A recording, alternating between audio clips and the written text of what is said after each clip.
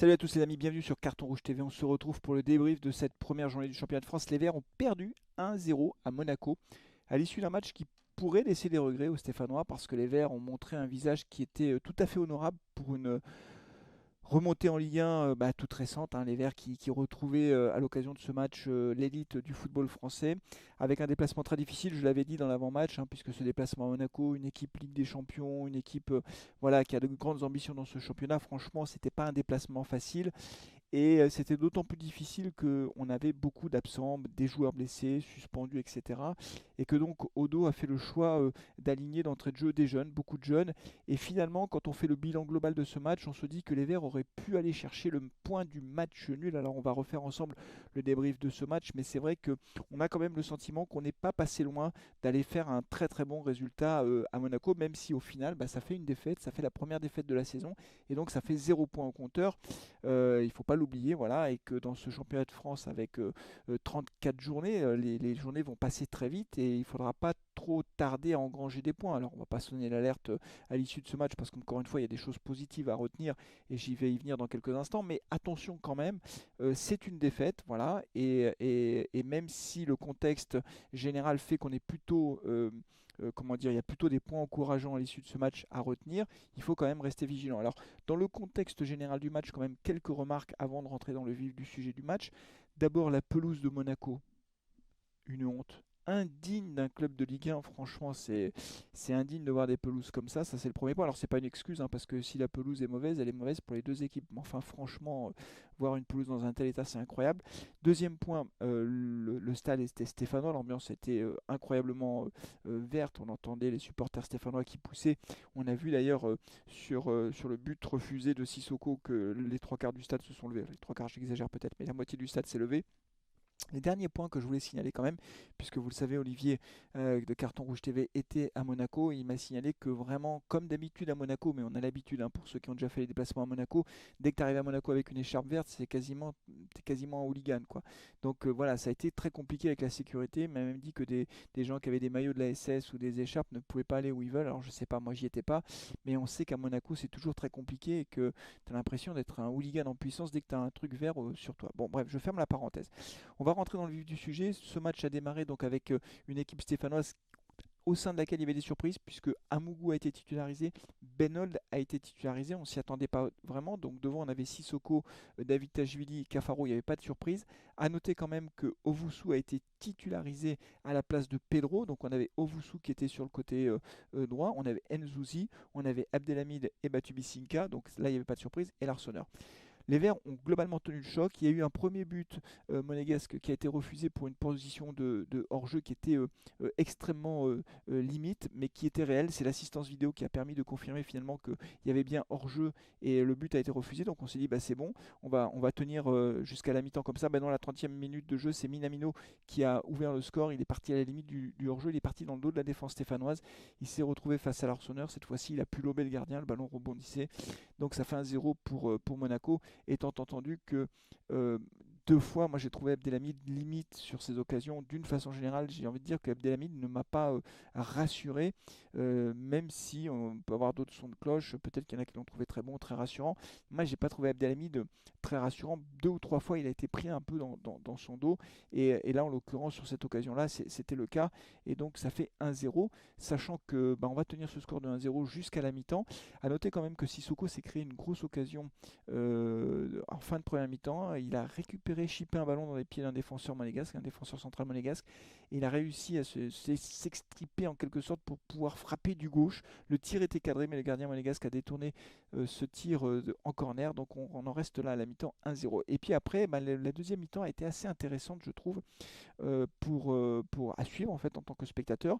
À noter que Monaco obtient un penalty pour une faute de Sissoko, mais une faute imaginaire, ce qui fait que Monsieur Turpin, en allant voir les images de la VAR, est obligé d'annuler effectivement ce penalty parce qu'il n'y avait pas faute, très clairement. Sissoko ne touche pas le joueur monégasque.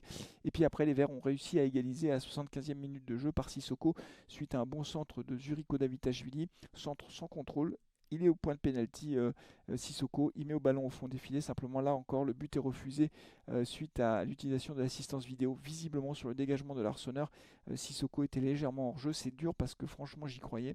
Parce que sur l'occasion, l'action, on voit bien que Zurico Davitashvili ne part pas du tout hors jeu et qui fait un centre quasiment en retrait. Et donc il ne peut pas y avoir hors jeu. J'étais loin de penser qu'il pouvait y avoir hors jeu au départ de l'action. Et donc voilà, les Stéphanois qui à ce moment-là avaient un temps fort. On sentait qu'ils pouvaient égaliser. Avec un but de retard, on peut toujours égaliser à tout moment. Et malheureusement, ce but est refusé. Et en fin de match, Monaco a encore poussé pour essayer de faire le break, pardon, de marquer ce deuxième but. Ils n'ont pas réussi grâce à un grand match de l'Arseneur. Et ça va me permettre de faire le lien finalement avec les prestations individuelles. On va pas tirer de conclusion définitive parce qu'encore une fois, c'est le premier match, qu'il y avait des absents. Mais c'est quand même intéressant de voir quels sont les joueurs qui se sont distingués. Pour moi, il y a deux hommes du match. Il y a l'Arseneur qui a fait un très bon match. Franchement, sur le but, il peut rien faire. Et il a sauvé la Saint-Etienne plus d'une fois. Je crois qu'il a dû faire 3 ou 4 arrêts décisifs. Donc l'Arsauf démarre très bien sa saison. Sans lui, on prenait 3 ou 4-0. Ça, c'est le premier homme du match. Et puis le deuxième, c'est Amougou. Franchement, Amougou au milieu de terrain. Il a joué tout le match, mais il a rayonné.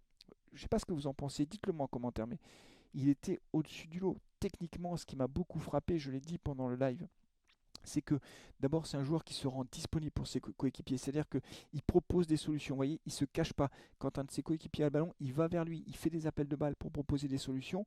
Donc ça c'est très important parce que ça crée des espaces, ça crée des possibilités pour le porteur du ballon d'avoir un ou deux joueurs sur lesquels il peut s'appuyer. Et donc Amougou, il se rend très disponible. Et la deuxième chose, c'est que quand il reçoit le ballon, d'abord, il est très propre techniquement, il ne perd pas le ballon, il fait des très bons contrôles et il a le sens du jeu, c'est-à-dire qu'il est capable de mettre un joueur dans le vent juste avec son contrôle, une feinte de corps, et après il se remet dans le sens de la marche et il va très vite devant.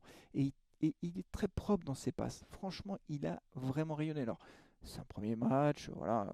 Moi, je me souviens, on a eu d'autres joueurs comme ça qui ont fait des matchs exceptionnels. Moi, je me souviens de la finale de Coupe de France de Neyou où j'avais trouvé incroyable.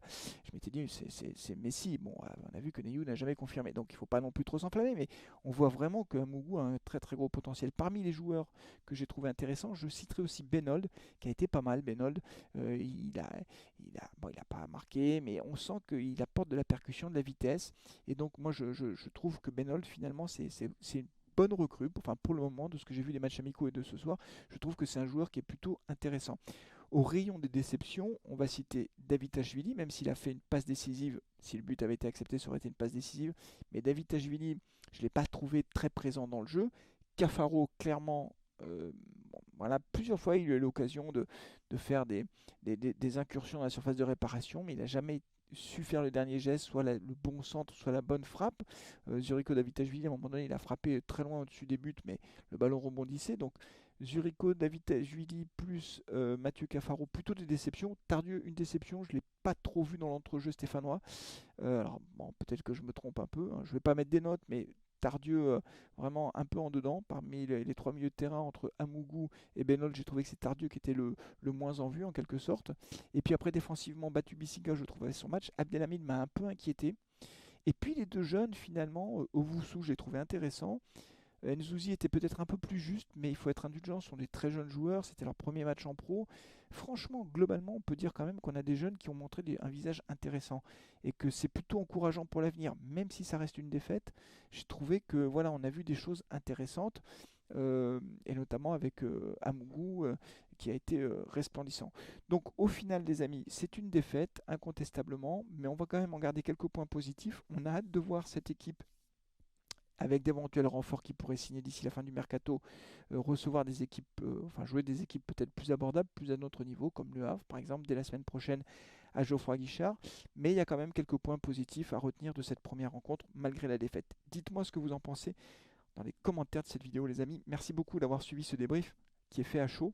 Voilà, je reprends les habitudes du débrief à chaud, mais dites-moi ce que vous avez pensé de ce match. On se retrouvera très vite pour l'avant-match. Prochain match, donc à Geoffroy Guichard contre Le Havre, mais on a le temps. D'ici là, prenez soin de vous, de vos proches, et allez les Verts, les amis. Ciao.